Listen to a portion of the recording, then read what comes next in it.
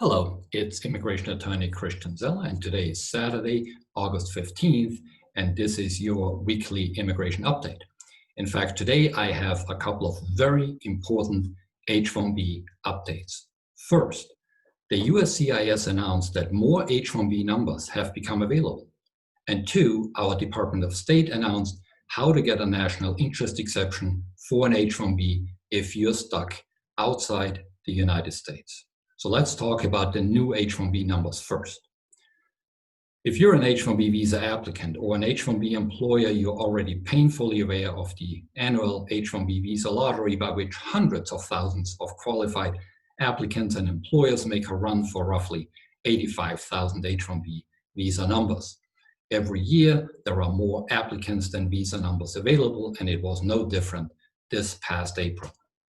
What changed this year, however, are two things. First, the process, and second, the coronavirus. With respect to the process, H-1b applicants and employers know that you had to register for the H-1b lottery this past March, and USCIS notified all employers and applicants that were selected on or before March 31st of this year. And then employers had 90 days to submit the actual H-1b applications for their candidates. Now, this 90-day window, this filing window, has now lapsed, and here's what happened. Because of the corona outbreak and the economic uncertainties which followed, many selected H-1b employers did not submit applications for their prospective H-1b workers. And because of it, not all H-1b numbers were used, and the USCIS has now begun notifying additional H-1b employers who were not selected in April about the continued availability of H-1b numbers. Now, if you are an H-1b employer who was selected for H-1b processing this past March and you have not submitted your application to USCIS within the 90-day time frame, you can no longer do so. If, however, you are an H-1b employer who has not been selected for processing this past March, you should log into your USCIS online account now and check the status of your H-1b online registrations for potential H-1b processing selection. If you have been selected, the newly selected notification will say August 2020 selection of reserve registration, and there will be a filing window, which is also indicated online, for 90 days starting on August 17th, 2020 until November 16th, 2020. Well, if you have not been selected, good luck. I hope you have been now. Now, our second item is the national interest exception for H-1Bs. Now, everyone knows that the last presidential proclamation of July 24th included a ban for issuance of H-1B visas at our embassies and consulates overseas. This proclamation does not apply to H-1B workers who, one, were in the United States on July 24th, and two, H-1B workers who were outside the US on July 24th, but who already had an H-1B visa in their passport.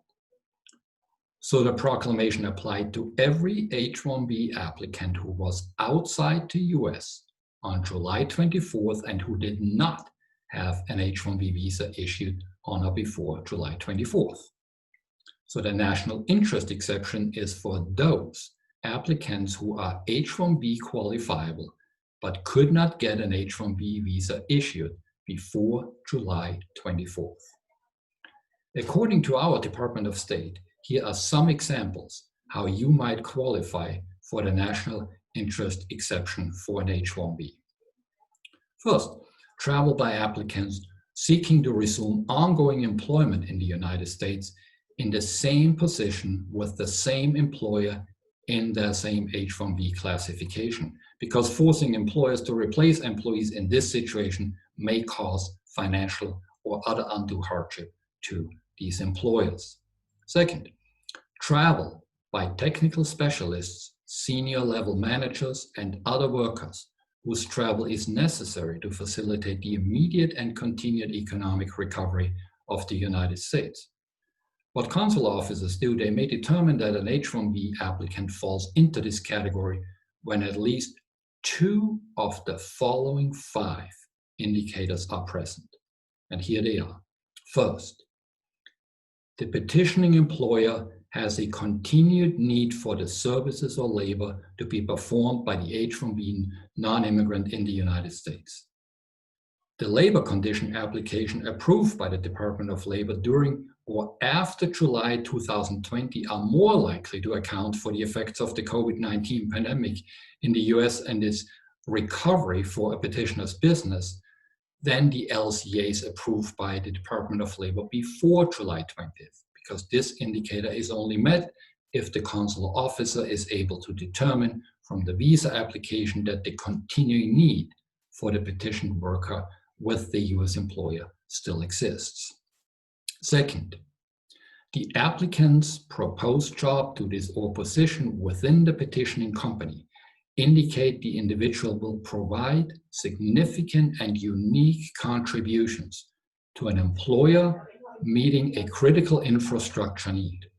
Now, critical infrastructure sectors range from communication to financial services to information technology to transportation. Employment in a critical infrastructure sector alone, although, is not sufficient. The consular officer must establish that the applicant holds one of the 2 types of positions that I'm going to mention now. First, senior level placement within the petitioning organization or job duties reflecting performance of functions that are both unique and vital to the management and success of the overall business enterprise, or not both, or the applicant's proposed job duties and specialized qualifications indicate the individual will provide significant and unique contributions to the petitioning company.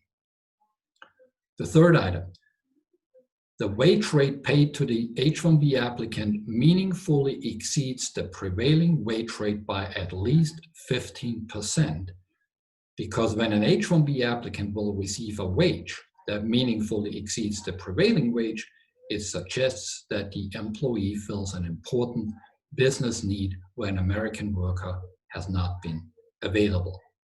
Number 4, the H-1b applicant's education, training, and/or experience demonstrate unusual expertise in the specialty occupation in which the applicant will be employed. For example, an H-1b applicant with a doctorate or professional degree or many years of relevant work experience may have such advanced expertise in a relevant occupation as to make it more likely that he or she will perform critically important work for the petitioning employer.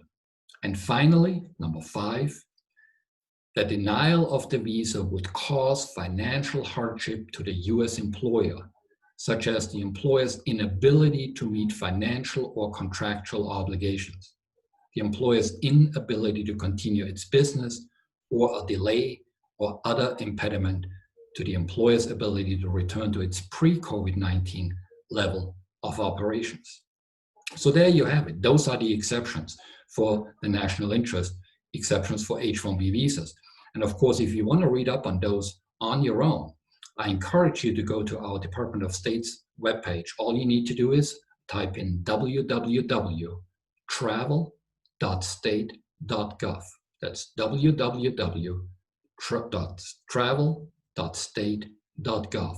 And then in the search box, just put national interest exception, and this report will pop up. So there you have it. That's your update for your H-1b news, and stay tuned for further updates coming shortly. Goodbye.